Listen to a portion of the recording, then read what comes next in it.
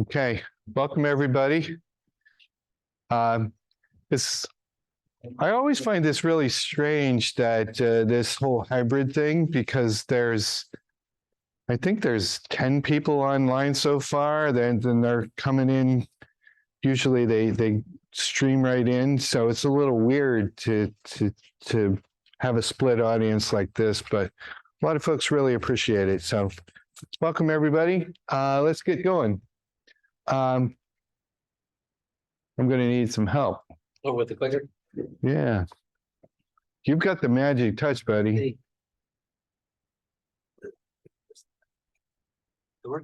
Now it does, yeah. So, Vince, last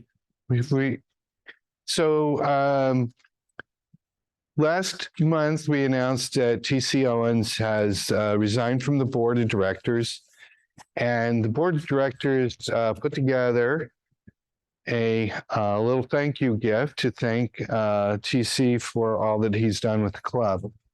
And so Vince took care of getting this engraved box. We had a little bit of a panic because our normal engraving supply chain, he went out of business. So we had to come up with a new, and this is the coolest box ever.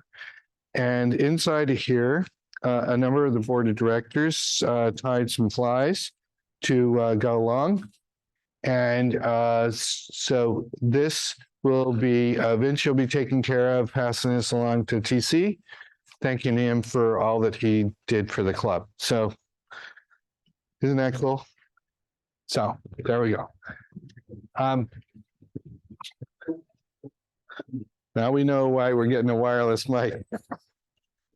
Okay. So as the board of directors has put together a plan, one of the things we wanted to do is to get our programming in order. And TC was our programming chair and had everything planned through the fall, but nothing was planned beyond that. And I'm really excited to share with you what we've got kind of arranged. Monday, in January and February, it's our kind of practice we've done for the last 3 years. Instead of meeting, we're going to meet through Zoom. So that way we don't have to panic about a winter storm, you know, and worry about all that. So that gives us that benefit, but it also allows us to ask any speaker on the planet to present to us. So we have some really good ones arranged. Pat Dorsey is going to be presenting in January. Note that that's shifted because of the New Year's holiday. And Pat Dorsey is an author. He's written 5 books. He speaks at national conferences, and he's a tailwater expert. Tailwaters, if you don't know what they are, you need to come to that talk. He guides mainly on the South Platte in Colorado, but he fishes all over, and he's going to share what he's learned. This is the topic, I think, of 3 of his books. So this is going to be a really big deal to have Pat Dorsey here. In February, we have Tim Camisa. Tim Camisa is returning for his second talk to our club. Tim has also become very well known in our sport. He's a headliner at Edison at the fly fishing show. He is actually a school teacher by training and by his day job, and you will not find a better person to break down the trout strategy into explainable bites that a 6th grader could understand.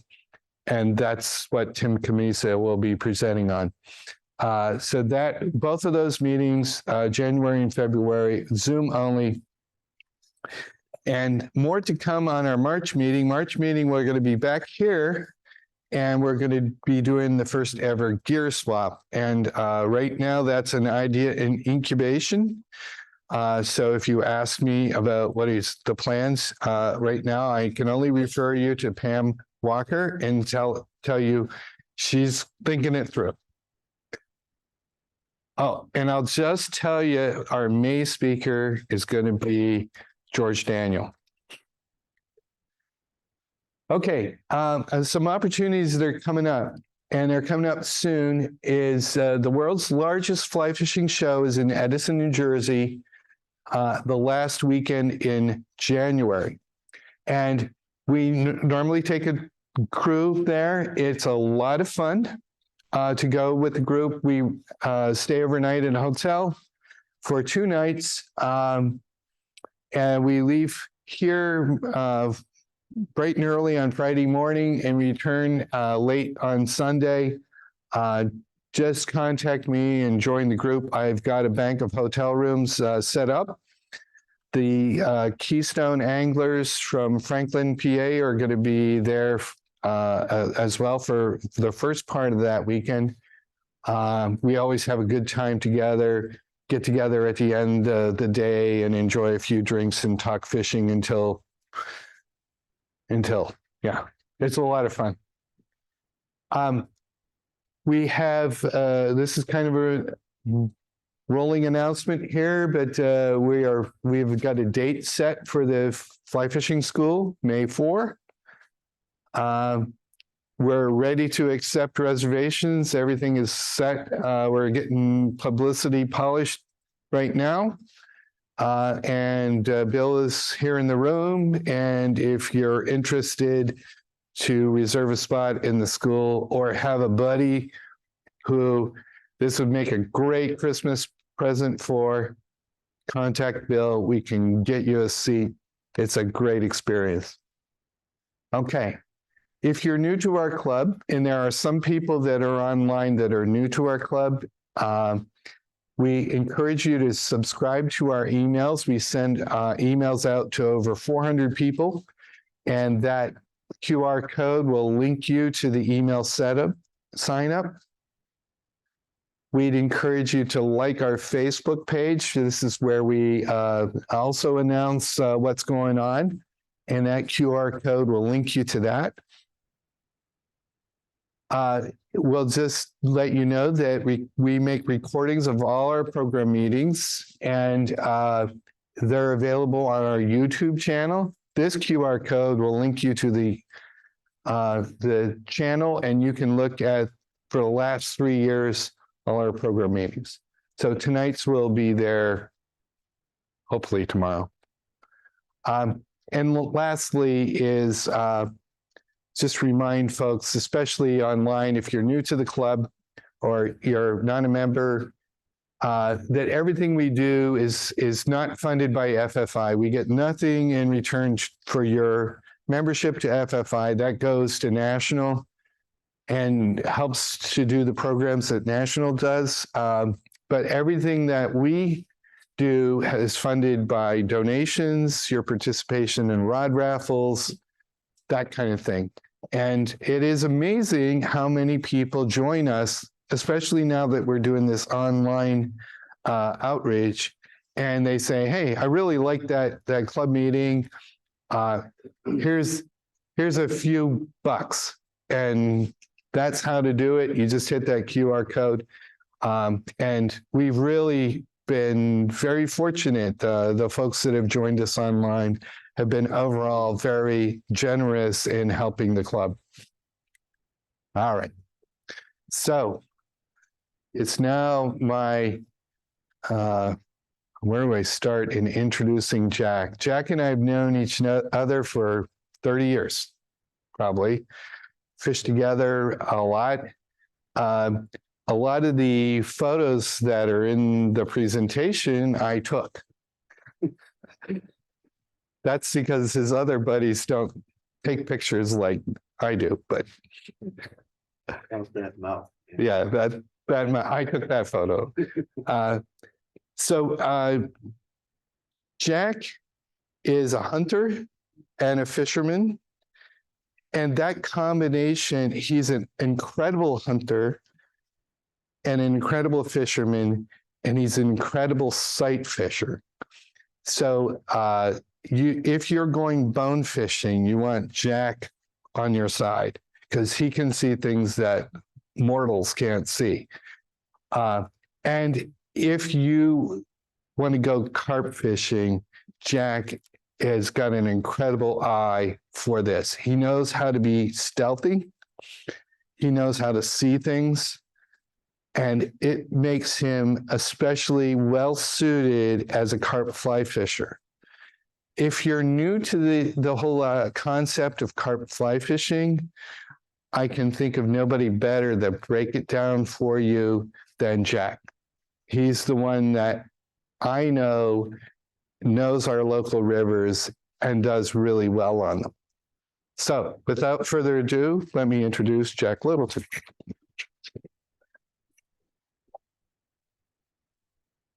Huge crowd here. That's why the resounding applause. Yes, good, and there's 18 on 18 on the line.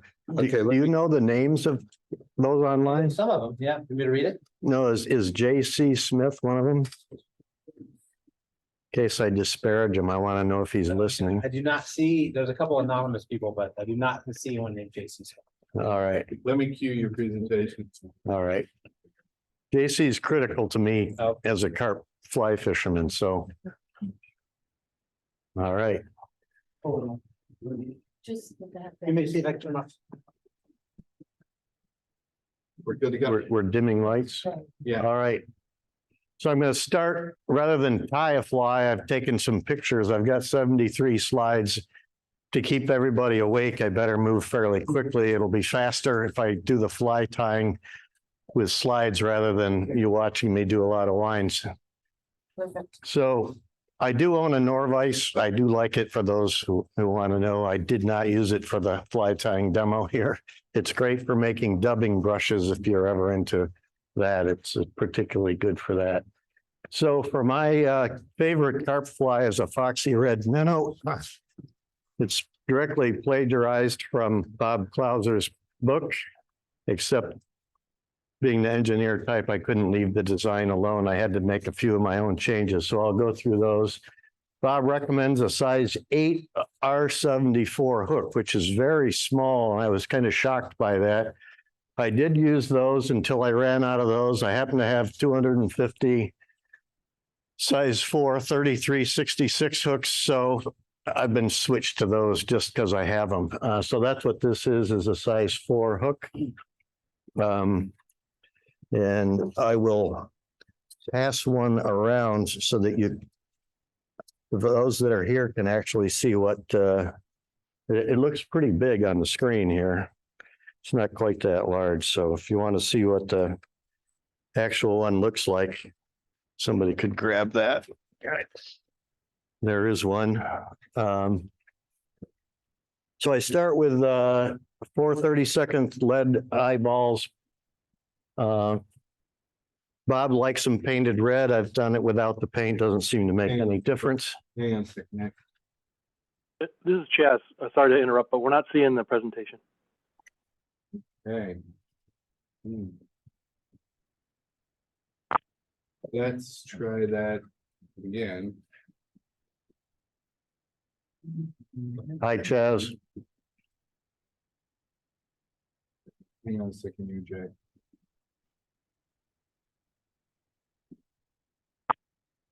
So you can see what you're seeing.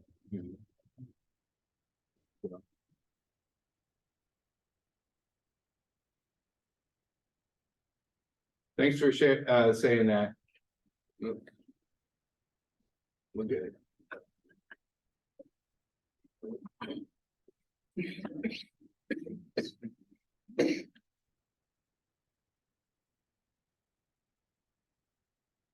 Better?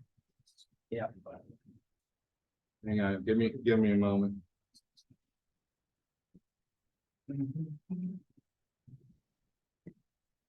All right.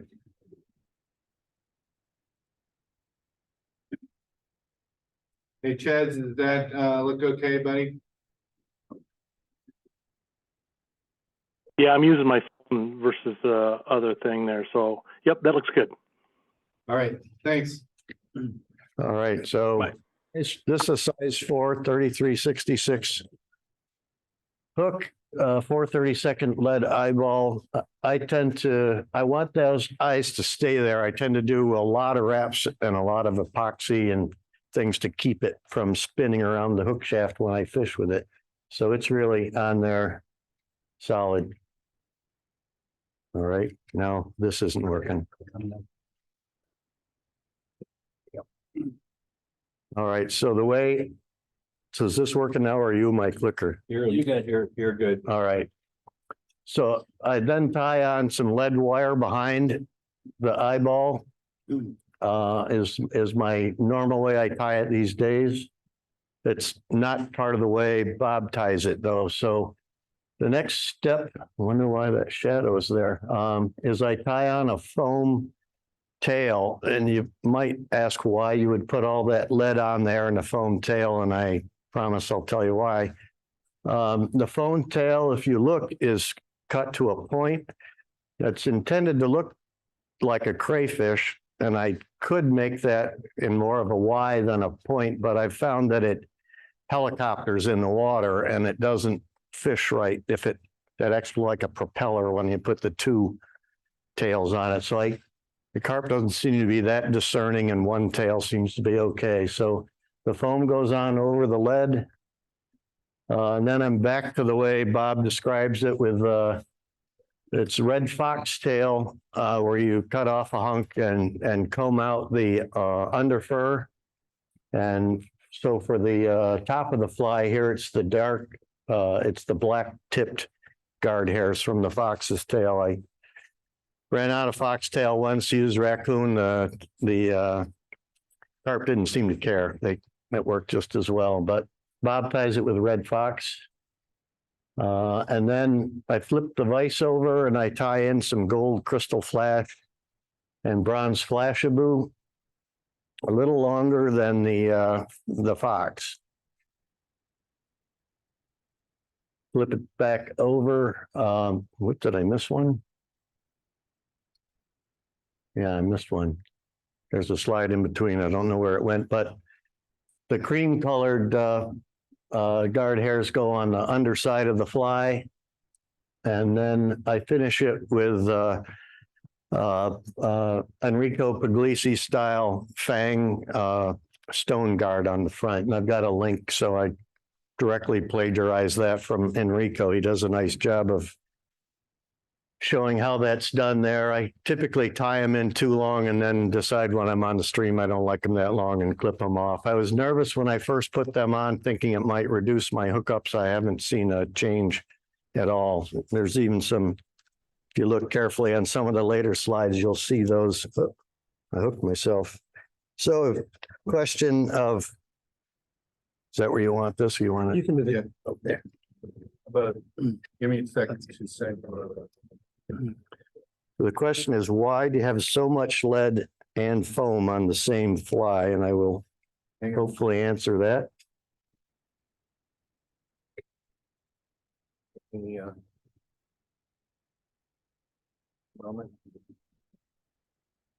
By the way, I have 20 some people online. Cool.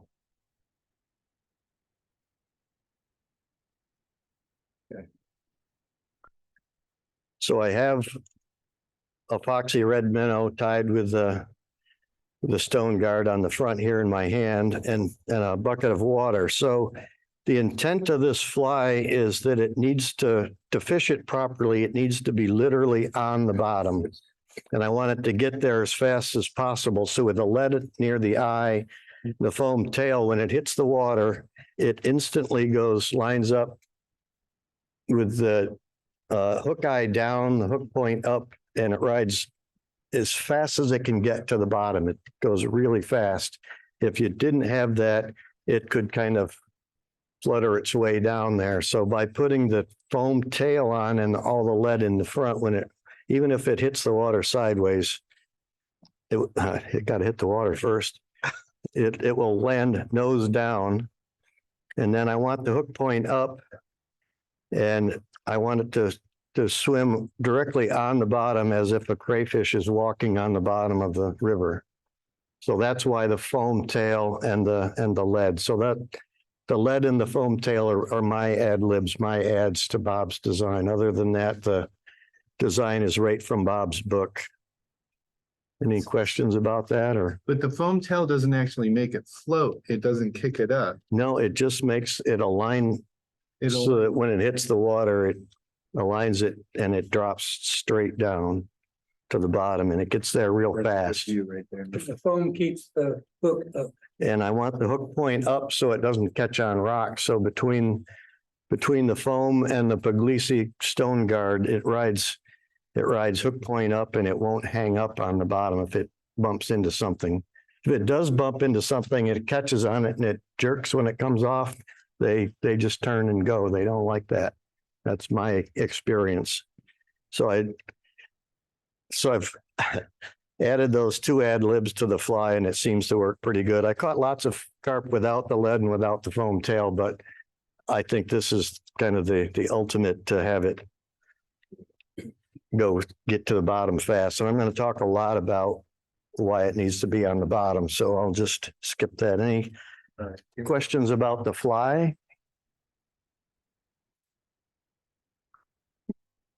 You know, much to Kirk's frustration, when we carp fish together, I'll put 4 of those in a medicine vial in my pocket, 1 spool of 9,000s tippet, and that's all I bring with me. I bring absolutely nothing else. 4 flies except for my little knife here. That's all I don't have a backpack. I don't bring extra flies. I did fish in a tournament in Denver, Colorado last year called the Denver Carp Slam. I'm officially a slamateur. This is a pro-am tournament, so I was an amateur, which they created the word slamateur out of that, and this apparently got washed with something red, so it's a little on the red side, but we got a swag bag, so I've got my Carp Slam hat here. I got my Carp Slam Yeti vial over there. It was a blast. There was 16 amateurs, 16 professionals went out in 2-person teams with a person called a controller. So if you think carp fishing is a niche, our controller, that's all he does for a living, is he's controller at carp tournaments. That's his only job. So I had a real professional for a controller. Unfortunately, we didn't catch any fish for him to measure for us, but he's in charge of keeping track of the rules and measuring all the fish. So it was a lot of fun. My second beat was directly behind the Denver Broncos stadium. So it was there and I was casting there. So it's an urban fly fishing tournament with the purpose of raising money for the South Platte River. So it's right in downtown Denver. So they raise about $30,000 a year for stream improvement to make it a better place to fish and recreate. So I don't have any slides on that, but since Kirk put it in the pre-meeting stuff, I thought I'd better spend a minute or two on that. So let me get into my presentation then. I really like this little guy. I stole that from the internet. So it is about fishing in local waters here. I did fish in Denver. I still haven't caught a fish other than in the Chemung River Valley. So I'm still good on that. So I'll talk a little bit about the fish, what I consider to be carp fishing, because there's more than one way to catch a carp. And I'm going to talk only about the way I fish and a little bit how I got started, different ways to catch the fish, and then end in some equipment stuff. So hopefully that covers the things people want to hear about. So I'll start with the fish. So I stole this picture from the internet just to be free here, but I did it for a reason. I am a biology major from college, so you have to suffer through me knowing the Latin name. We are talking about Cyprinus carpio, which means in English means I'm not going to talk about grass carp. I'm not going to talk about the flying carp in the Mississippi River. I'm talking about the local common carp, also Cyprinus carpio. I was curious how it got its name, so I Googled that and I cut and pasted a little blurb that I put on the bottom here. But carpio is from the Latin word for carp, and cyprinus comes from the fact that I also had to look up the word fecundity that is in there. Because I didn't know what that meant either, but it means that the carp is very prolific. They lay 100,000 eggs at a time. And since they're so prolific, you get to Venus, the goddess of love, who's from the island of Cyprus. And that's a pretty convoluted way to get to Cyprinus carpio, but that's how it comes. So anyway, it's not grass carp. That's a different technique. Kurt has caught those. I haven't. I would just get a landing net and an outboard motor if I wanted to get the ones in the Mississippi that jump. Before I leave that slide, I picked this slide on purpose because a couple of key things that you can see in this photograph. This fish is designed to feed downward. So if you look at his mouth and compare that to a bass, his mouth is pointed down. Bass is more horizontal for chasing minnows and things. These things are all about down. They're all about the bottom of the river. In this one, the lips are extended. They're not always extended. They can pull those back. And this one, that when they feed, they'll extend those lips out like you see in the photo here. And they're really built to feed on the bottom. Now, having said that, I know people catch them on dry flies. I've seen them feeding on dry flies 3 times. I've not caught one, so I can't talk about that. But their main feeding technique is to eat stuff off the bottom of the river. If you also look, their eyes pointed down. So everything about this fish is designed to go downward. And the last point of the slide here is he's got this very bony sloped forehead, which comes in to its feeding tech, is important for its feeding technique, which is, and I've got some more slides so you can see this more photographically, but in words, it's, the carp remind me of a beagle hound looking for a rabbit. They kind of dart one way and then they'll move the other way and back and forth until they find something, a spot they want to feed. Then it'll tilt its body, tail up, head down, and it'll use that head to flip over a rock. And that can be up to a foot across, a big flat rock on the bottom of the river. They'll flip it upside down. And in so doing, it creates a big cloud of mud around their head. And whatever was under that rock, I believe they eat. If it's a Dobson, they'll eat that. If it's a crayfish, nymph, algae, who knows, maybe even a tony. We have something called a tony under the rocks here. But they expect it to have been under that rock. So the only place they're looking is right in front of their mouth, and they rarely will chase an item. They want it right there in front of them, has been my experience. So if I do that a little bit more photographically, so the river is, if you fish saltwater, the river is not clear like the Caribbean. It's pretty kind of cloudy on its best day. So the photos are going to reflect that. I took this photo. But the carp in the center there is clearly tilted. You can see his tail up, head down. There's a mud stream coming off of his head. And I did include this one because there's one other clue here. If you look on the surface behind the fish, you'll see bubbles. Now, sometimes the only thing I see is the bubbles, and I will do the calculus to figure out how far upstream the carp is, and I'll drift a fly through there, guessing where he is purely on those bubbles. So sometimes you can even see those bubbles from a couple 100 yards away, and I can go over there and try to locate the fish. So ignore the other fish in this picture, but the one in the center is a feeding carp, tilted in that feeding position with that vacuum cleaner mouth pointed down. So to kind of show that in a different way, I took a picture of this rock in the center of the upper left photo there. It's a small rock on the river. You notice it's kind of pea green colored on the top. It's got some sort of moss or algae and silt and whatever on top of it. And when you flip it over, which is the upper right picture, you'll see it's almost black on the underside. So you can get to an area where they've been feeding and you can see the black rocks all over the place where they've recently flipped them upside down. Now, it just so happened after I took the picture in the upper left, I did flip the rock over, and as almost every single rock in the Chemung River, there was a crayfish under it, and I caught it with my hand. So that's I believe what the carp is looking for is that whatever was under that rock, which is typically a crayfish. And it's not, didn't surprise me at all when I flipped one rock over and got one crayfish there. Go flip 100 rocks over, you'll find tons of crayfish in the river. There's lots of them. But they turn real black when they're upside down. And as I said, they can be up to a foot across and the carp will flip them over. So when they do disturb that, that mud comes off. That silt. So talk a little bit about the fish. Now, what is carp fishing to me? So every single time I've ever launched my kayak in the river, somebody has come over and asked me what I'm doing, because the kayak's a pretty unusual thing for people typically have never seen one like that before. And I say, I'm carp fishing, and they all say, what I need is a can of canned corn, a forked stick, and a 6-pack of Bud Light if I want to catch a carp. And God bless them, if that's the way you want to fish, go for it. I'm sure you'll have fun. That's not what I'm there for. I'm there to catch a carp on a fly by sight fishing.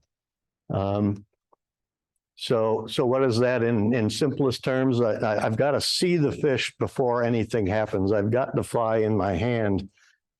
This is not blind casting. It's not looking for lies and trying to pass a fly over a known lie. I got to see the fish. Then I try to get near it, and occasionally I'll actually even hook one. So I took this photo this morning. So when I say sight fishing, if you go to the river and it looks like that, go home, because you can't see in it. It's like coffee with cream in it. So, which is what it's like right now. You have zero hope of seeing a fish in that water. Now, it just so happened I took that picture last August, and it looked like that, and same exact picture from the same place. And so this is when the river is clear enough to sight fish. Now, sight fishing is always horrible. You see the horrible glare I'm getting in the middle of the picture there. You have to deal with all that. You do have to train your eyes if you look hard enough. There are 5 feeding carp that I'm sure of in that photo. The easiest one is just to the right of center and a little below there, if you can. Right here, Yeah, there, and to the right of there is another one. right here. Yeah. The hardest one, if you can go all the way to the shore on the left, We're on the left. go up, go a little to the right there, there's one. So my eye is trained to see that mud slick on that one there. So last summer when I'm ahead of myself. So it's sight fishing. You have to be able to see in the water, or it doesn't happen at all. And you can see how many potential targets. I attempted to take this photograph one time. I walked out on the Bridge Street Bridge next to Wegmans, and there was 5 feet of carp there. So switching from now that we know that I'm sight fishing, is how did I get into this? Well, I come from a family of fly fishers. Started with little green fiberglass rod at age 3, which met its end when General Motors invented the electric rear window on station wagons.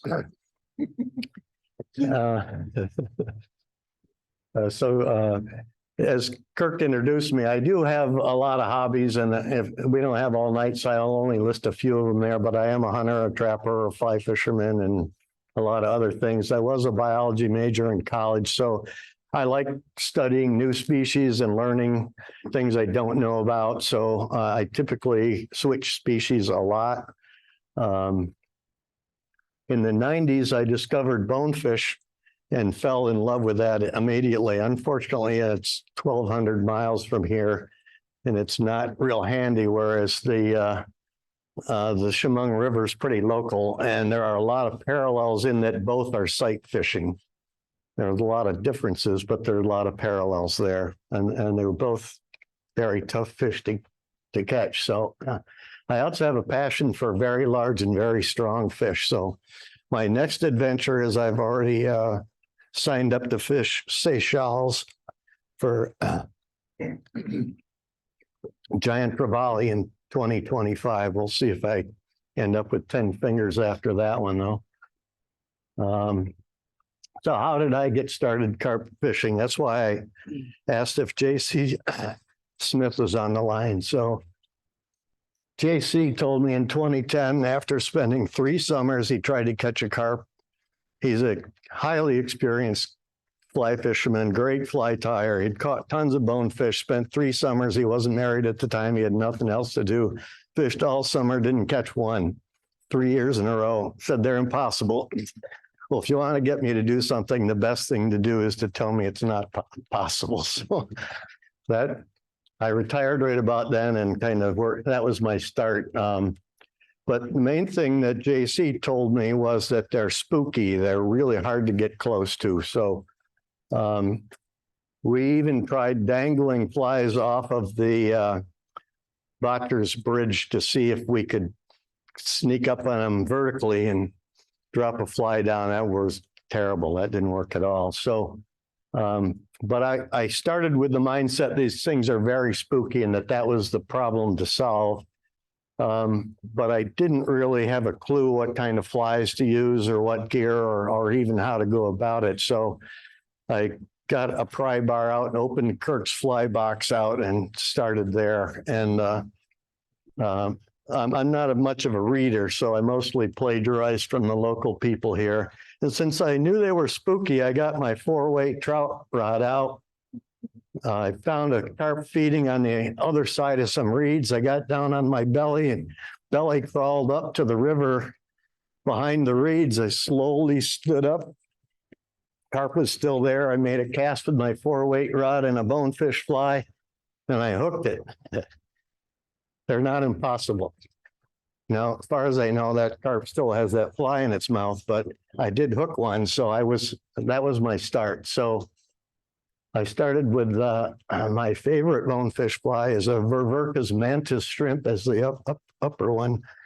And I also tried the root beer crazy Charlie. Those both work. But then I decided to take Bob Clauser's advice. I think he might know a little more about fly fishing than I do. So I got his book, tied the Foxee Red Minnow. And if you want the Reader's Digest version of my presentation, you can just read his 2 sentences. I'm not going to tell you anything that's not included in those 2 sentences right there. So cast the Foxee Red Minnow in front of the fly, let it sink to the bottom, and good things will happen. So where am I today on my mission here? I still learn every time I go out. I get new experiences. I talk to people in meetings like this. They give me new hints.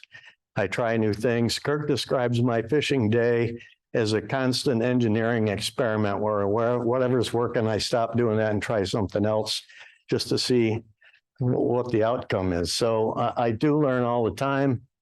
I've only caught carp in the Chemung River Valley and its feeding rivers here, only on Stony Bottom. I have not been able to, I've seen them in the backwaters on a mud bottom. I have not caught any there. I haven't caught any on dry flies. The biggest carp locally are all in the Finger Lakes. They're way bigger than in the river. They'll be over 30 pounds, but I don't know the techniques for fishing for them. If I was to do that, I'd use the age-old match the hatch, figure out what they're eating and try to give them that. So, but I have never tried in the lakes. So this I took from a group called the Friends of the Chemung River from the internet. So if you don't know all the rivers here locally, we're in Corning right now, which is the Chemung River. And the feeders are the Cohocton, the Canisteo, and the Tioga comes up from Pennsylvania. I've caught carp in all 4 of those rivers. They all hold good numbers of carp. Eventually it dumps into the Susquehanna in Pennsylvania. I've only fished in the New York side. The other point of this slide is the access is great on the river. So it's not like some of the Great Lakes feeder streams where there's posted land and things like that. There's plenty of places to either launch a boat or fish on foot. So when I say stony bottom, this is what I'm talking about. So we're not talking about riffles. We're not talking about tail outs or pools. I want a nice flat. And this is a typical carp flat with nice rocks on it for the crayfish to be hiding underneath. And that carp, by the way, is hooked in the photo. But it does show you a good example of what a nice carp flat looks like. You can see the fish in water this deep. If it gets past about 5 feet, I can't see the bottom anymore, even on a good day. And on a good day, that's the quality of the sight, your ability to see. It gets much worse. So now we know a little bit about the fish and why I like to fish for them and what they eat and so forth. So how do you catch one is the next question. So the first challenge after you see it is that you got to get within casting distance. I guarantee you, if you wade into the river like people do steelhead fishing out to the top of your waders, you got no hope. You're clacking rocks under your feet. They will spook. Now, having used the word spook, if you fish saltwater, never spooked a barracuda, they go off the flat at about 9,000 miles an hour with a rooster tail in the air behind them. And it's very dramatic. Bonefish are the same way. But when a carp is spooked, he simply points his head away in the current and drifts away. That was it. That was a spooked carp. He just goes away. He doesn't come back. He just drifts away. So it's not dramatic. It's not splashy. It's not fast. It's just, he just goes away. And he's now out of play. So when I do sneak up on one, I usually go extremely cautious. I haven't gotten on my belly and crawled behind the reeds again, but I have pussyfooted like Elmer Fudd in the cartoons there, trying not to clack a rock under my foot to get close to them. So I do fish from shore still. It's way harder, but it's way more rewarding in some ways. And I also fish from my kayaks. I now have 2 of these. They're Freedom Hawk is the brand. They have 2 outrigger pontoons in the back that you can either pull in if you want to go faster or deploy if you want to stand up, and it's got a belly bar. So it's designed to stand up in. It's the ultimate in stealth. They can't hear you coming. You can put that boat precisely anywhere you want it on the river. And I rigged it with an anchor on the front. I can deploy from that position and I can pull it back up from that position. So I get within the casting range where I can reach it and try to set up on it. That's what I call setting up on it, getting there. And then I've also rigged it so I can be casting within about 3 seconds because they don't give you infinite amount of time. So once I get within casting, then what? It's a very decisive, well, it depends. So once I'm within casting distance, I now have to figure out what it is that the carp is doing. And I'll use a different strategy depending on what he's doing. So, for example, I've seen at the end of May where they were all spawning, which is very splashy. They chase each other around in the riffles and things, and and I haven't been able to interest one in a fly yet. So if I see they're spawning, the fishing technique is to go home. So I don't fish for them. Now I'm sure you want to hear how you do catch a carp and not how you don't catch one. So spawning carp, I don't know what to do with them, but I have identified 4 different scenarios here, and I'll show you that. And I hope that I've tried to add some photos to make it a little bit more visual here. So I'll go through each of those one at a time. I'll start with the sleeping carp. So this is a photo of, actually, they're fall fish. They're not sleeping carp. These are fall fish, but they look like sleeping carp. Sleeping carp look just like that. It's usually a large group of them. These are sleeping carp. You can see the ones not in the shadow much better than the ones that are in the glare there. There's at least 1, 2, 3, 4, 5. There's at least 7. And I think I might see the tail of an 8th there. But those are what I call sleeping carp there. I'm not sure these are dictionary definitions. They are mine. If I made them up, then they still work for me. So that's what I call sleeping carp. Here's those in this slide are just upstream from the Patterson Bridge in the Chemung River. There's a good sleeping spot there. This one is taken straight down from Botcher's Bridge. There's a piece of concrete there, and I know there's always a sleeping carp sitting next to that concrete. So that is what I call a sleeping carp. That one happens to be alone. Although I guess you can't see it here. I saw it earlier today. There's also a bass in the far left of that picture.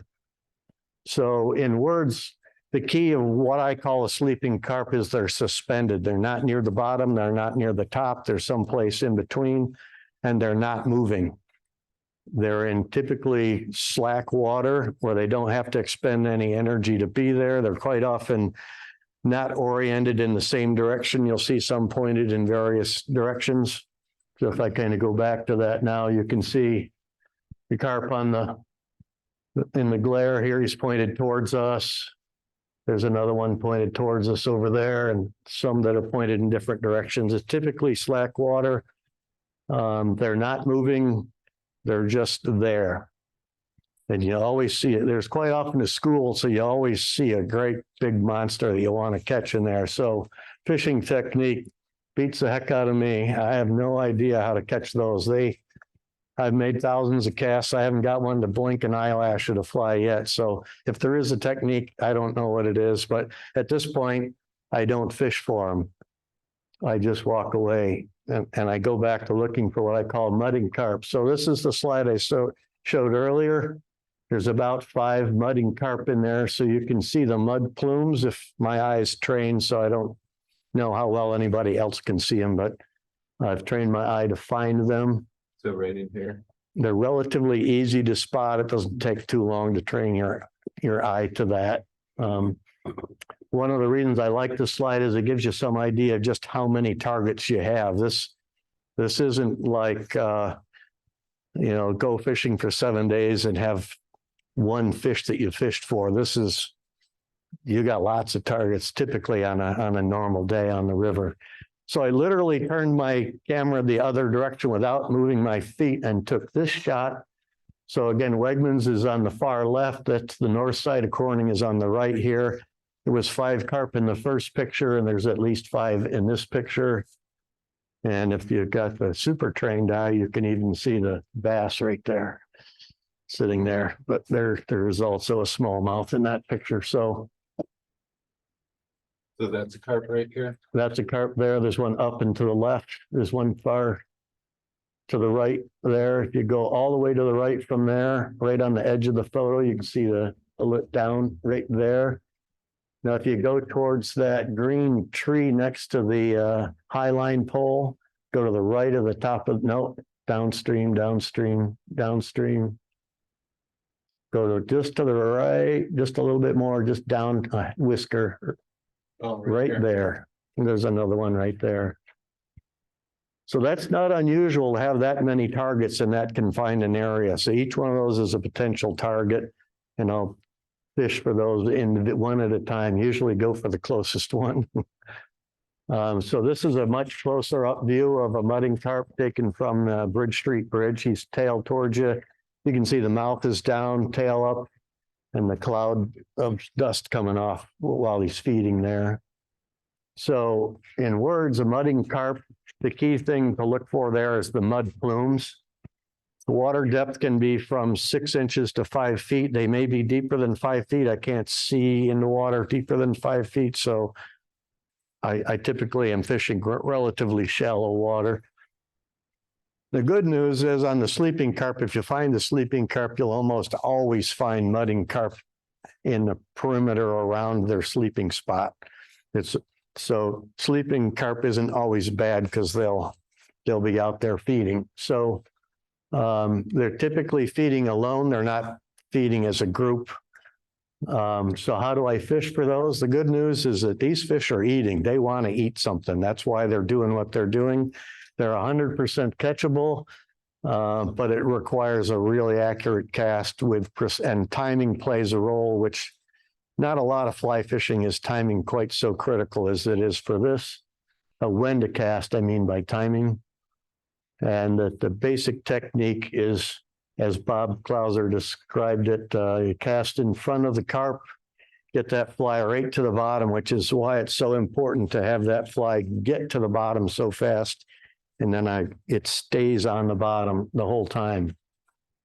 And at the point when the fish picks it up, it needs about 3 inches in front of his head is the optimal spot to be. So accuracy is really difficult. Now, when I get the calculus wrong of how fast the fly sinks, how fast the current in the river is, what the drift rate is, and drag it over his forehead, I found universally they don't like that at all. So in front of his nose is good, over the top of his head, very bad. So when I say 6 inches, that they'll feed in 6 inches of water, I'm not kidding. Those are the most fun ones to catch. That fish is eating. He is not paying attention. He's hungry. If you can get a fly in front of him, he's really easy to catch. Unfortunately, we now have a lot of eagles on the river, and I'm afraid Darwin's going to win on this fish here. They're all going to get picked off by the eagles, and I'm not sure how much longer you'll find them in that 6 inch. But when they're doing that, boy, I get salivating because I know I'm going to catch that fish. He's really focused. He's in there for a reason. He's feeding. So this is my generic carp here. So it's fuzzy, but sight fishing in the Chemung River is always fuzzy. It's never gin clear water. You're always going to be a little fuzzy. So when a carp is mudding, as I said, he'll kind of slowly move around, sniff here, sniff there, sniff here. He'll find a spot that he wants to feed. He'll start to tilt. And when he starts to tilt, that's when the fly leaves my line hand. I get the fly in the air as soon as he starts to tilt. I like to have some line off the reel already, hopefully enough to make the full length of the cast. And he's always going to be facing into the current when he's feeding. There's always some current there. It's not fast, but he's facing into the current. So when he starts to tilt, I get the fly in the air. When the mud cloud forms around his head, I want the fly to hit the water. So if I'm in the bottom right-hand location of this photo, I'm going to cast in that direction. Where I'm going to aim may be a bit of a surprise. I'm going to aim long past the fish, and I'm going to aim upstream from the fish. Now I want that once the fly hits the water, just like in my demo, I want it to get right to the bottom and stay on the bottom. And I'm going to use that current to drift the fly right in front of his face. I don't strip the line. I just hold the line and let the current swing the fly in front of his face. And I'll talk about the hookup in later slides, but that's my fishing technique for a mudding carp. Now, if I happen to be in the bottom left-hand part of this photo, I'll still fish for that fish. If I'm directly downstream from it, unlike a bonefish, I've lined him. I've put the line right over the top of his back, put the fly right in front of him and hooked him up and got away with that. So whatever the angle is, I'm still going to aim upstream from the fish and try to use the current to swing the fly right in front of his face, just at the moment when that mud cloud clears his vision and he can now see again. With a mud cloud around his head, he can't see, so that fly hitting the water and all the disturbance doesn't bother them. It doesn't spook them. What's your typical casting distance? So my rule is I'll get as close as I can because accuracy is more important than distance. I don't know what my personal capability is. But maybe 2/3 of my personal long cast would be my preferred distance. If I'm real close, it's tough. If I'm real far away, it's really hard to get an accurate cast. So if I'm in the kayak, I'll try to pull anchor and get closer. If I'm on foot, I may just try the long cast because wading is usually going to spook it anyway. So I'll try a really long cast. Now, having said that, one summer I had the goal of catching one with a knot between the leader and the fly line in the guides, and I did it. I got one with only 4 feet of leader off the end of the fly rod. So it can happen, but getting the opportunity to do that is fairly limited, to get that close and get the fly in the water without spooking it. It's very vivid in my mind. I remember that like it was yesterday. It's very exciting. So closer is typically better for accuracy and worse for spooking. So it's a trade-off.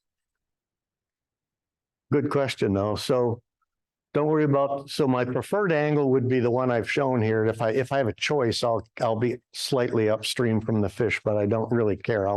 Any position will work. After all, it's just a carp. So what's the worst? You can spook it and just go find another one. So that's it for the mudding carp. Now that mudding carp is 80% or more of what I'm trying to do. So that's the most important one of all. But there's another scenario which I call hunting carp. Hopefully this carp in the dead center is visible, but that's what I call a hunting carp right there. This is another one. This one is sideways to the, again, stony bottom.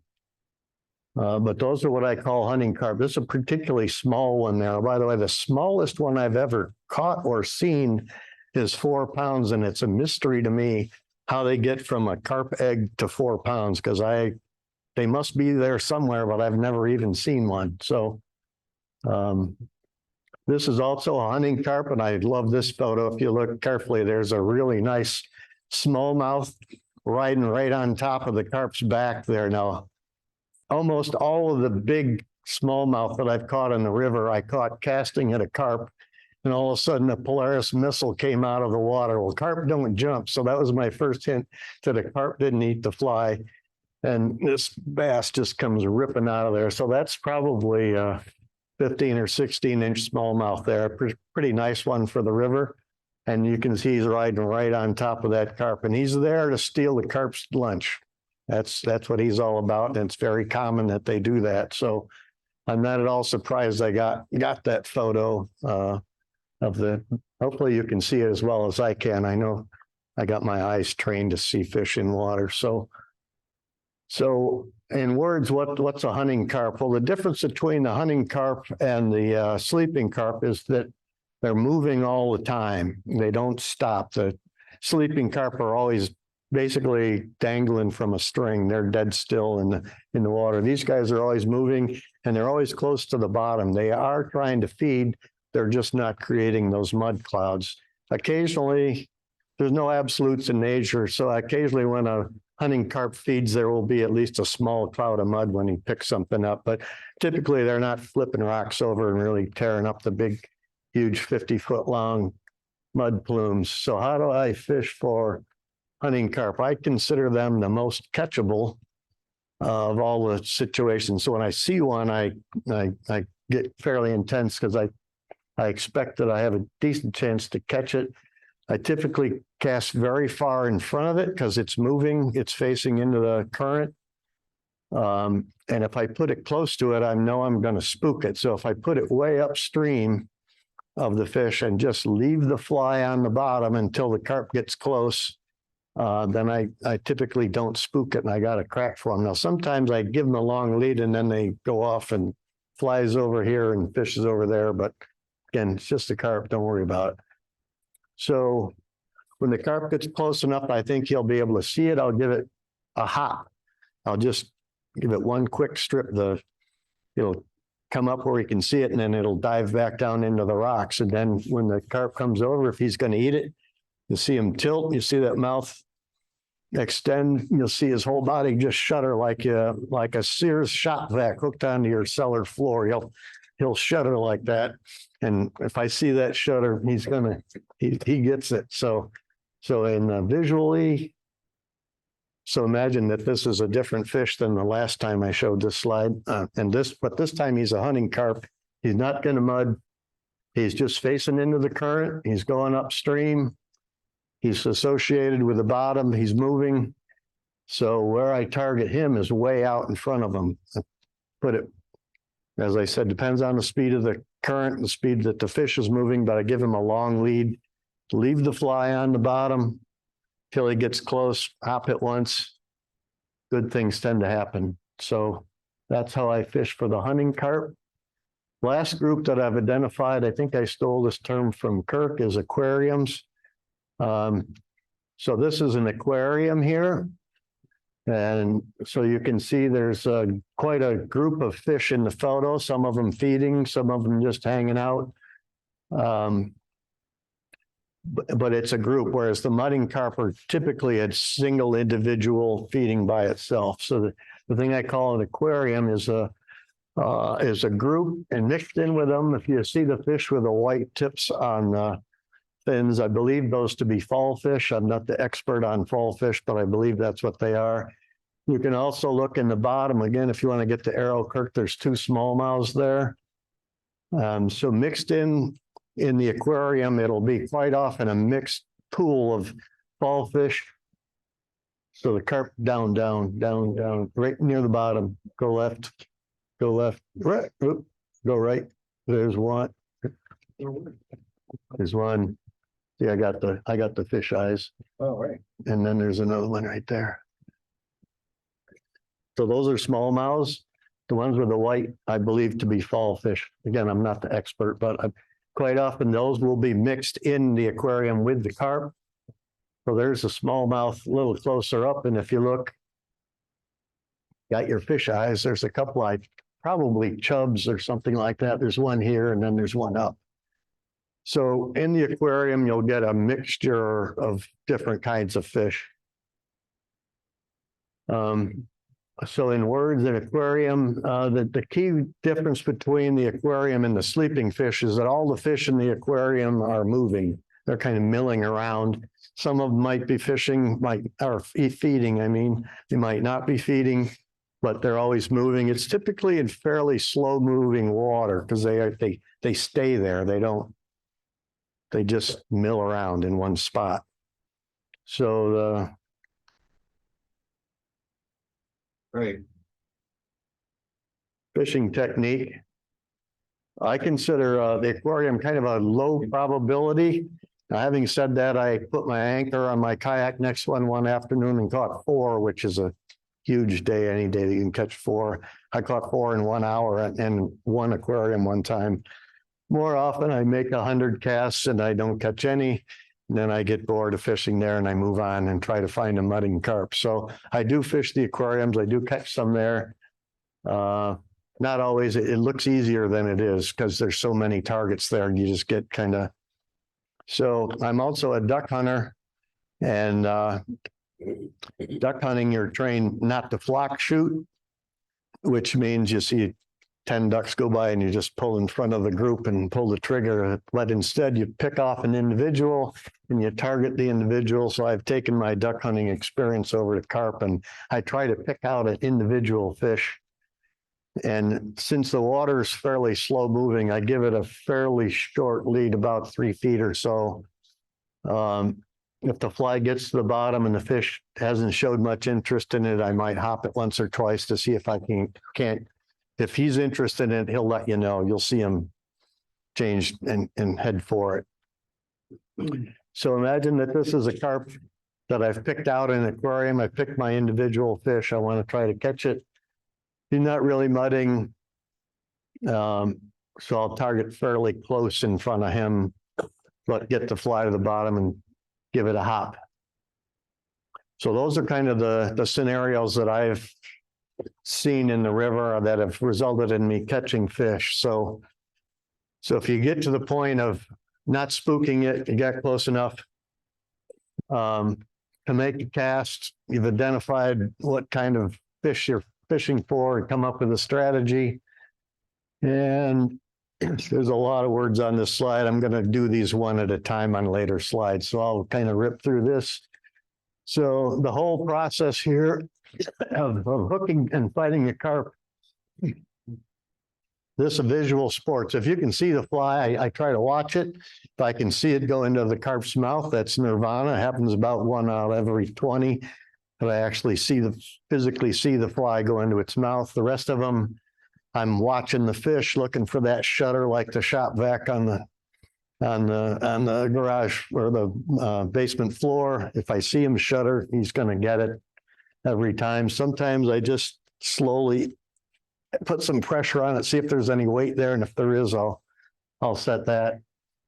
The strike is a strip strike, which I'll go through in a minute. The good news is that their mouth is really easy to get a hook set in. You don't need super expensive, sharp, ultra sharp hooks that I'm sure they work, but you don't have to have them because very easy. If the fish does take the fly, getting a hookup is fairly reliable, works pretty good. The mouth is not so soft like a crappie where the hook pulls out. It tends to stay hooked once it's hooked.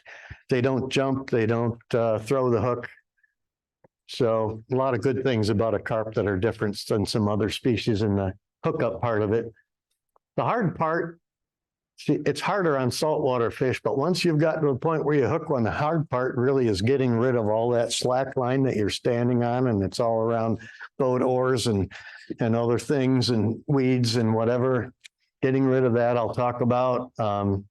But the goal is to get to where you're fighting the fish on the reel, so there's no slack line at all. This isn't pulling a trout in by stripping it or a smallmouth bass. You're fighting them on the reel and lines going off the reel and coming back on. Every year when I catch my first one, I'm shocked that I don't remember how hard they fight. It takes about 15 minutes typically to get one in. They're tough. They're not fast, but they're really tough. So I apply a lot of pressure. They will wrap, and I'll give you a visual on that in a second here.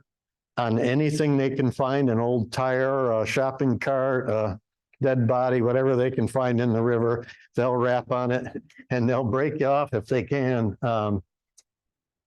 And then I don't carry a landing net, and I've never landed a carp in a net. You can if you want. I don't care if I lose them right at the boat because I'm going to let them go anyway.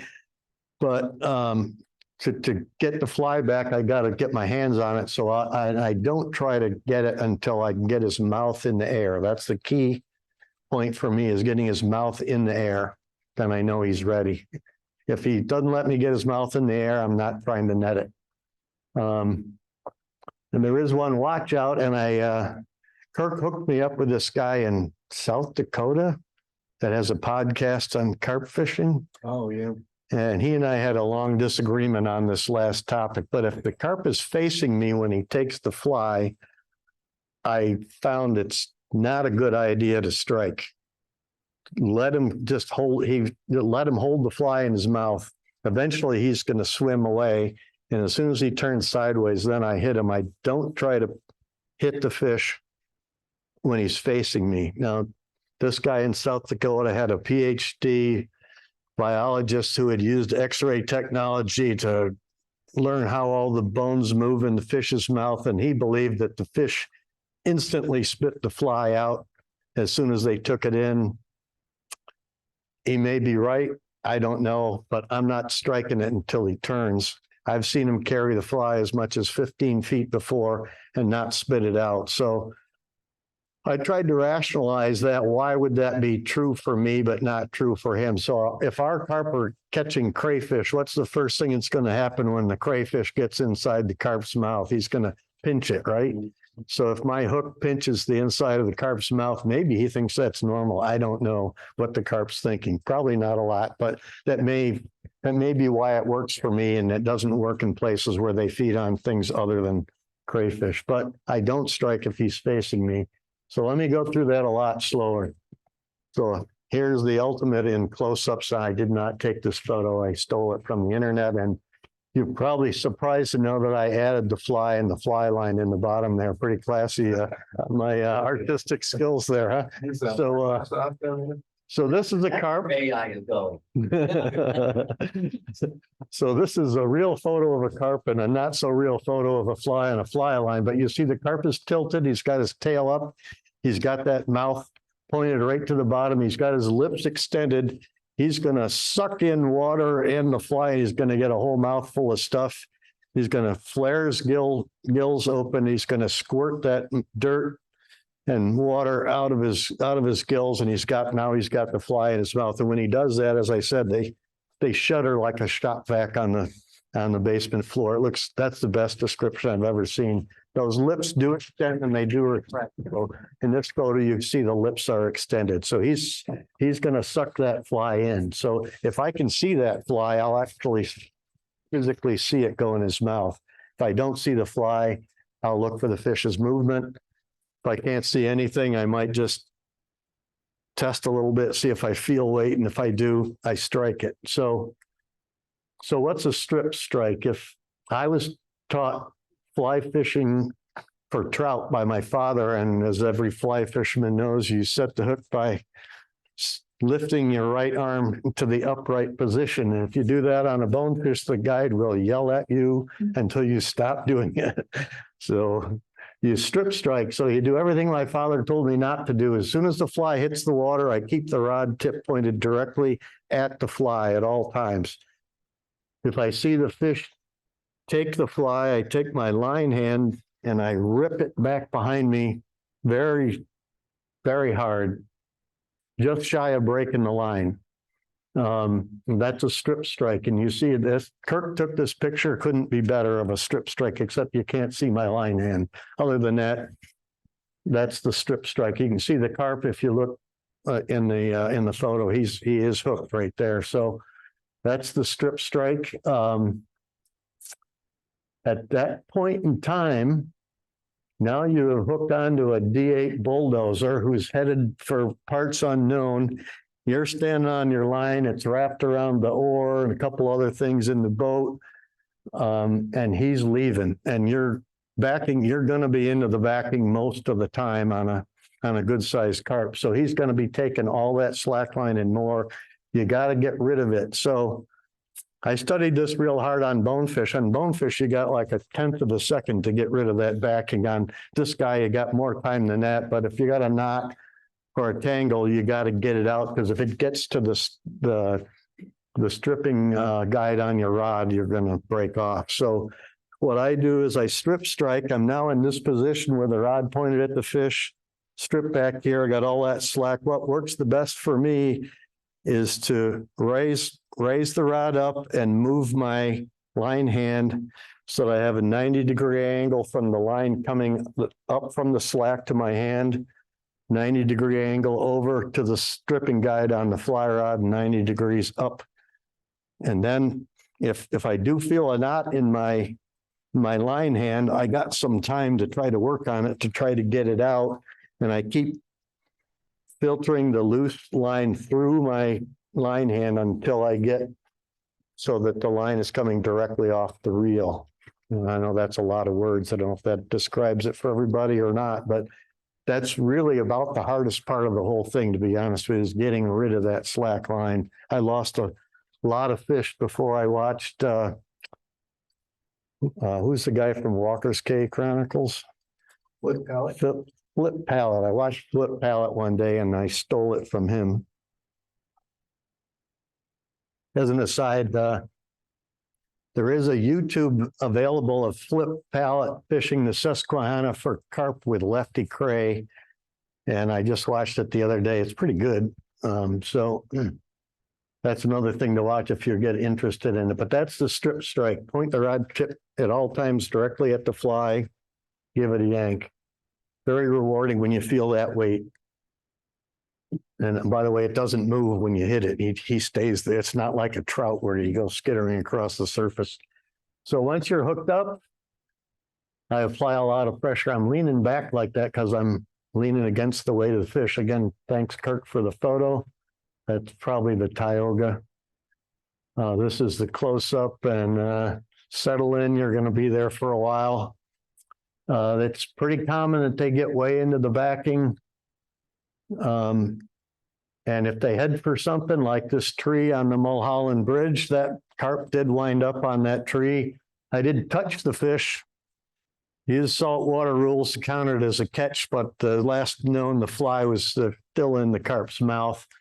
So at this point, if I see him headed for something like that, if I want to steer the carp to the right, I will lay the fly rod horizontal to the water to the right and grab the reel. Because if I let him get there, it's a guarantee I'll lose him. If I grab the reel and break the line, then oh well. But if I'm able to steer him away from that by tipping the rod, if I want to steer him left, I'll tip the rod horizontally the other way and hope that he goes the way I want to. You don't have total control, but that's what I do. Anyway, that's the Mulholland Bridge, if you're familiar with that, on the Tioga.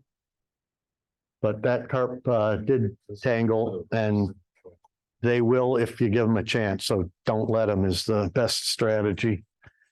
So I consider them ready to land if I can see their mouth in the air. And the way I landed in the kayak is I kneel down and I bring them in between the outrigger pontoons in the back, and I'll grab the gill cover and lift them out that way. And that's what it looks like when it all comes together. That's a relatively small one. So if you're into 8-inch brook trout, you say, well, that looks pretty good size to me. That is a relatively small one there, but they're all trophies, and I don't weigh any of them. So I eyeball weigh them, but that's probably 6 to 8 pounds, somewhere in that zone. Not particularly big for the river. The other way I can land is I can drop the anchor in the kayak, I can jump out, and I can try to beach it. In this picture, I don't have wading shoes on. That's a very, very bad mistake. Don't ever go without, you need wading shoes. I've just forgot them that day. If you look, you can see the carp is in the water to the left there. So it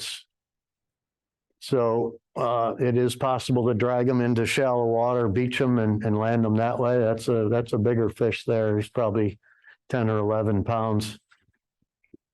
Pretty nice fish though. That fly rod later broke, by the way. And there's a typical hook set in the mouth. That mouth is very rubbery. As I said, the hooks sets are very reliable.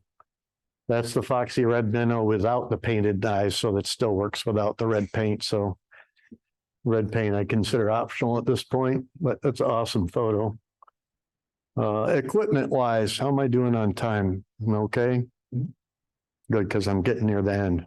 Cool. So I use an 8-weight rod because I have an 8-weight rod. If you don't have an 8-weight rod, use the rod you have. It'll be fun. Try it on a 4-weight. I did. It was a lot of fun. If I broke it off, so what? It's a lot of fun to catch a big fish. The reel, I would say, is not that important. They're not fast. Saltwater fish, I would say the reel is important because you do need to stop them. They're really fast, and cork drag is pretty important. So I own a bunch of reels with cork drags, and that's what I usually use. But if you want to have a blast, go out and buy the cheapest fly reel you can get, put a lot of backing on it, and go hook a carp can. You're just going to have a blast. He's just going to be all over the place, and it's fun. So I bonefished with a $29 reel for my first 4 or 5 trips, and I landed them all, but I was typically 200, 300, 400 feet into the backing on a fish like that with a cheap reel. So the cork drag will cause you to get less far into the backing is what it's going to do if you have a reel with a cork drag, but it's not necessary. I only use floating line because I don't like lines that don't float. I like to cast floating line. So that's what I use. I do use fluorocarbon leader, which fluorocarbon is more dense than water. So it acts like a sinker. It sinks quite reliably, quite quickly, which is what I want because I want my fly on the bottom. I tie my own using a formula that I got from Lefty Cray's knot tying book here. It's the 4-2-1 tippet is what I call it. So 4 of anything you want. You take a section, tie that onto your fly line, fold it in half. That's the length for the next section. Fold that in half. That's the length for the third section. And then 2 feet of tippet. The people that make leader, I was going to say different words, have made me very upset by using 3 different measures of what it is. There's pound test, there's the X system, 1X, 2X, 3X, and so on. And they also list it by diameter. I'm kind of the engineering type. I like the diameter. So I like 4 feet of 21 thousandths. 2 feet of 17, 1 foot of 13, and then 2 feet of 9. If I don't have 9, I might use 10 or 11. I don't see it super critical there. They're not that line shy. But the key is that it sinks. That's the important part for me. It'll drag the floating fly lie down with it. The knots that I prefer are the ones my father taught me. Surprising, they're also in this book. So I use a needle knot, which is the cleanest knot for me between the leader and the fly line. It will never hang up in a guide if a fish takes a sudden lunge and knot between the leader and the fly line is in there. Other knots will hang up in the guides and you'll break off a fish that. And it also has the lowest profile, it doesn't splash when it hits the water. Anything that helps me with the stealthiness I like, so I've stuck with that. It's a pain to tie, but it can be done with some practice. Lefty gives you the critical cheat on how to do it in there. It involves a razor blade. I use blood knots between the section on the fly leaders. Again, according to this book, that you should only use that if the diameter of the two pieces you're hooking together are within 4/1000ths of an inch. So thus you see my leader design is a 4/1000ths gap between each section. If you go more than that, the blood knot doesn't work as well. So that's what I use there. I started using the non-slip loop knot. I think it gives the fly a little better action because it leaves the fly free, whereas the improved clinch knot, the fly can end up kind of going sideways in the water sometimes. So I like the non-slip loop knot. I haven't had it fail yet. For flies, I don't think the pattern is quite as critical as the presentation. I've seen them eat a lot of different looking flies on any given day. They'll eat black ones, they'll eat brown ones, they'll eat big ones, small ones, whatever. When I've really only take the Foxee Red Minnow on the Chemung River and its tributaries. I don't take anything else. When I was in Denver, I hung out at a fly shop trying to get the critical tips for my fly fishing competition. So I kept buying more flies to keep the guys talking until I filled the whole box full.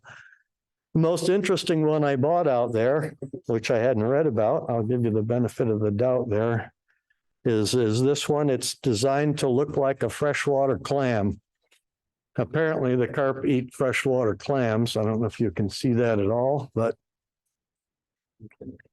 it's designed to look like a hold it in the light.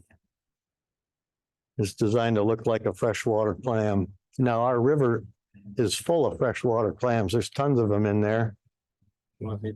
Typical one's about 5 inches across and weighs about 1.5 pounds. That's where this fly is pretty small, but if there's big ones, there's probably small ones. If the carp are feeding on this, I guess I wouldn't be surprised. But I have not tried it locally out. I bought it out there. You get that all right? Looks like a mock fly on the top. Yeah, I forget the name of it, but I watched the YouTube video of the guy tying it. It takes 1.5 hours for him to do the YouTube video. He's very detailed.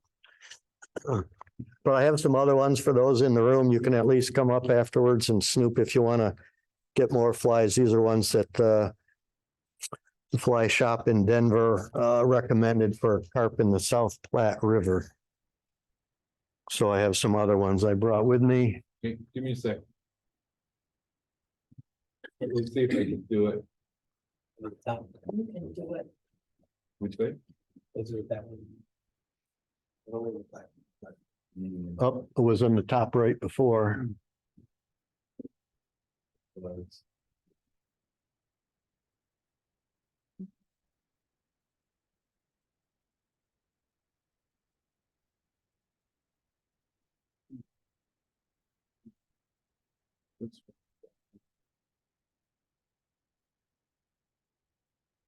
All right, Yeah, almost done. If you're falling asleep here. wait a second here, but something whacked. They can't see the red one.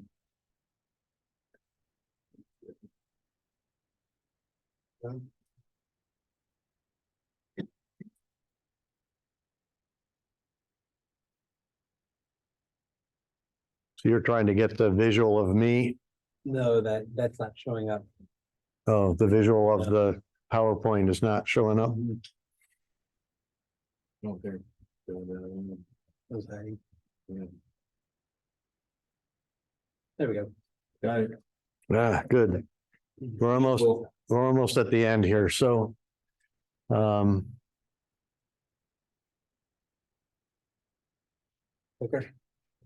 Oh, but just to finish off on the fly, I don't think the pattern is as critical as the presentation. Getting it right to the bottom, right in front of the fish's face. He's just come out of a cloud of dust. He can't see hardly anything anyway, so I don't get too hung up on the size, color, or whatever of the fly. I think they'll eat.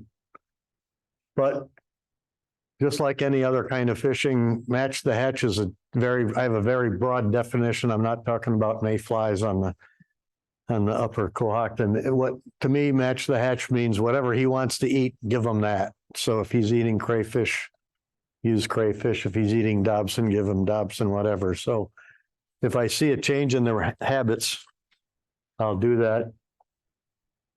I did try to catch one on a fly that imitates floating cottonwood seed. The carp was on the surface like a vacuum cleaner cleaning a swimming pool. I put it right in front of his face and he didn't eat it. But it was fun anyway. So if I don't know what they're feeding. So very critical, I don't know why I put this last, is you saw the glare in some of the photos I put. Those polarized glasses and wading shoes are absolute must.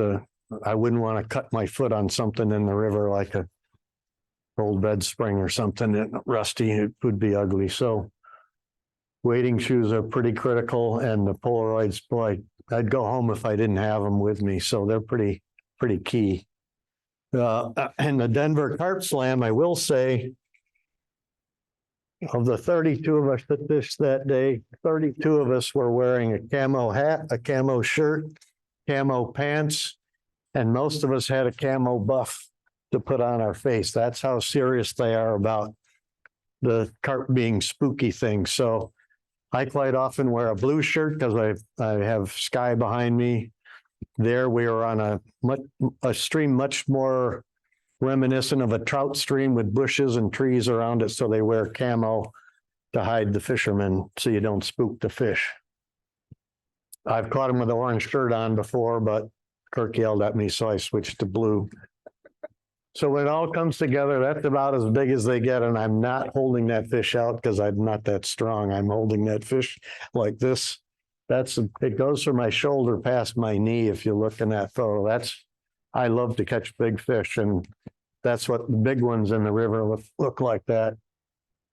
So that is a saltwater cork drag reel there, and that's Kirk's Aboga grip on it. I think that fish we weighed, and it was 22 pounds, if I remember right. So that's what the lake, they get over 30, but that's about as big as I've seen in the river. That's still a huge fish. That was the day I also caught the fish with a knot in the guides, and same day. It was a very good day. We're hard to put up with that day. Yeah, that might be my 49th fish that year, that one right there. It was. So I also fish for bass while I'm out doing this. And at this point, I consider them bycatch now. Having said that, that particular fish, I was floating in my kayak and I had muffed a carp. So I'm now scanning, looking for another one. And I saw that fish upstream and behind me.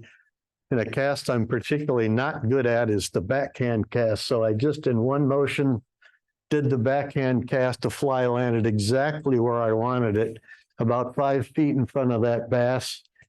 He instantly turned as if he was spooked. I gave the fly a hop. He turned, came back, and absolutely crushed it. And that's probably a 4-pound smallmouth.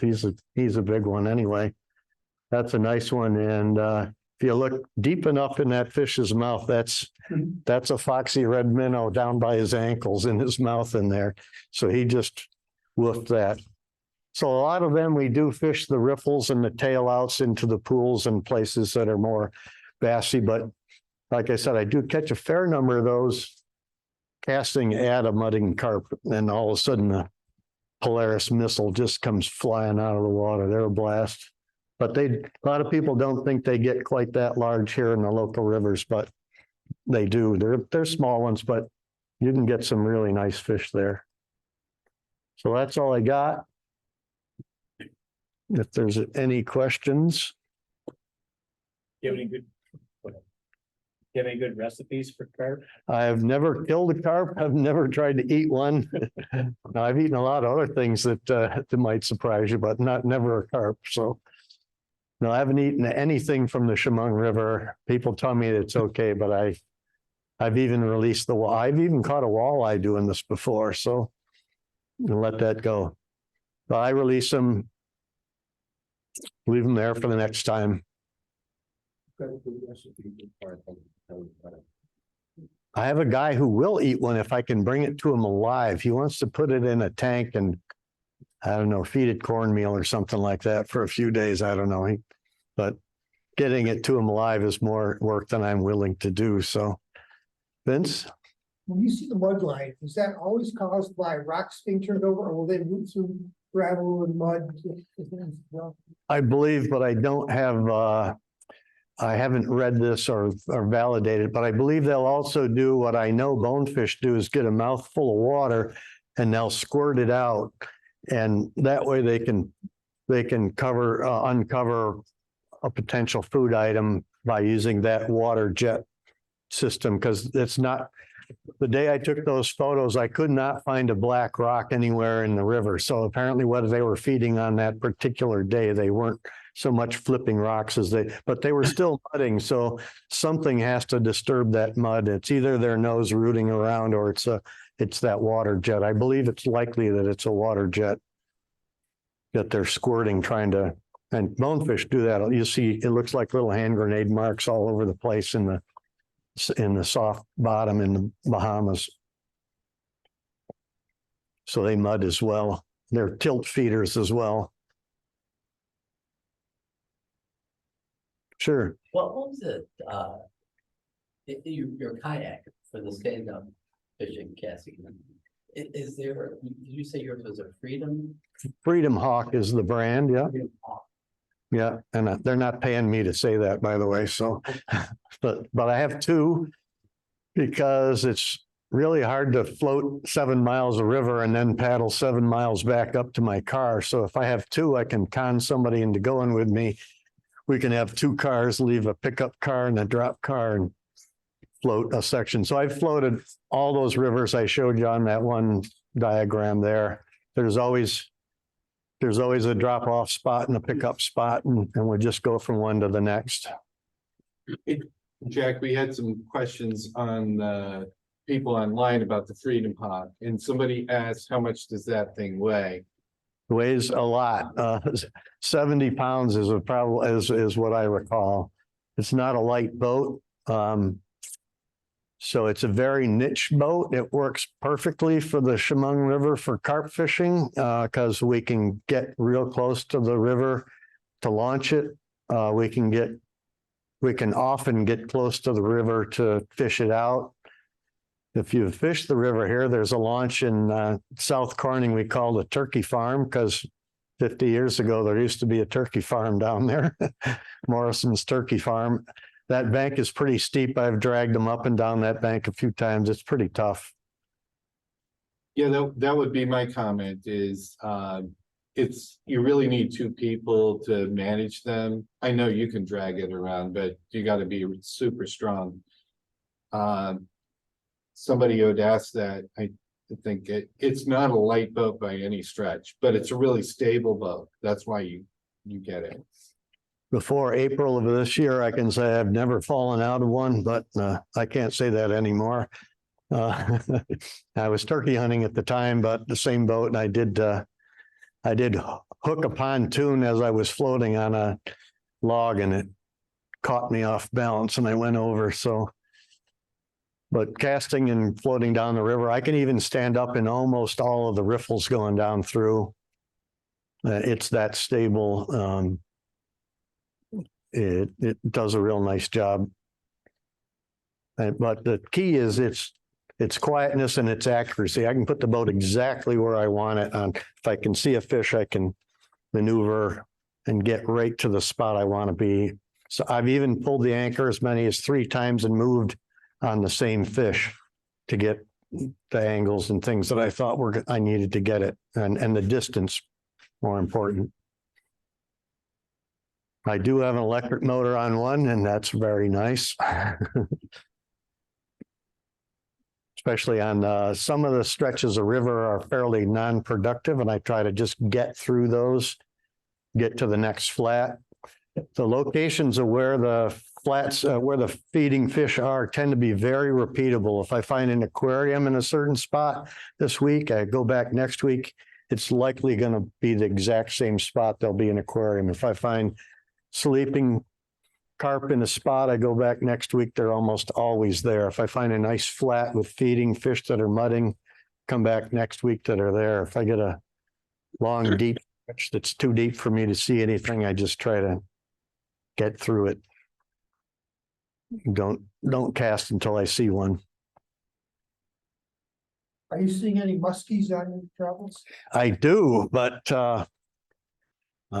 each one is burned vividly into my memory. I've seen them on the Tioga. I've seen them in the Chemung, multiple places. Every time I see one, we make eye contact, and it seems obvious to me that he knows I'm there. I know he's there, and I just don't know how to catch one. I'd love for somebody to take me out because they're there. I've seen them over 4 feet long. It's like I've had them directly under my feet in the kayak before, just sitting underneath the boat. Seen them by Dunfield, seen them by Botchers. What's the golf course up by Willow Creek. no, upstream by Pre-Show? Indian Hill. Indian Hills. I've seen them there in the river. There's a spot that I see them there almost every time I go. They're awesome. I'd love to catch one on a fly, but I have not yet done so. Plus tying the flies looks a lot of fun. I've researched some of the flies. I think my 8-weight rod would handle one just fine. I don't think you need anything bigger. Members of the pike family tend to hit really hard and then tire out relatively quickly compared to some other things. I think I could tire one out on an 8-weight rod, okay. I don't think they get as big as the St. Lawrence River though, but in our local rivers here, these are tiger muskies. Anybody else have questions? We're getting some comments from the folks online. By the way, we had about 20 people. I'm impressed. Yeah. Some of the people left during the presentation, but we had 20 people, and so it was a really great turnout. So let's thank Jack for tonight. Really enjoyed it. What I'm gonna do is I'll stop the Zoom session, and that means you feel free to have a beer, hang around, ask Jack questions. But for those You can look at the fly box. yeah, we're getting a number of comments coming in now, thanking you for the presentation. So wish you all a good evening, and we're gonna sign off on the Zoom as soon as I figure out my mouse. I should let you do it. You can sign it? No, I'm good.